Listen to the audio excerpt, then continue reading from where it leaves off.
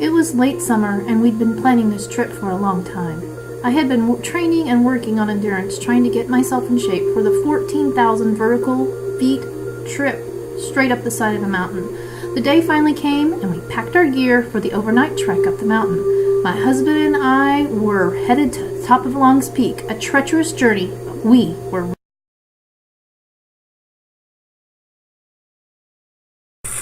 The day started early. We had our backpacks loaded with food, water, and gear for the overnight trip.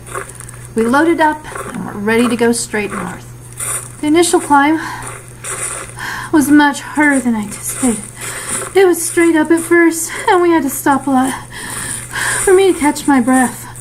As the day wore on, though, we climbed higher and higher, stopping to admire the beauty around us. We kept commenting about how lucky we were about those storm clouds well to the west of us, and we managed to avoid. About an hour after the above comment, we stopped to take some pictures. We were about 1.5 miles from our campsite at 12,500 feet, and in a matter of seconds, the wind turned and the storm clouds we had been admiring from afar were now upon us. Fledged thunderstorm. The lightning and the thunder were so loud and powerful, and the rain stung as it hit, and the wind was blowing so hard it was difficult to stand upright.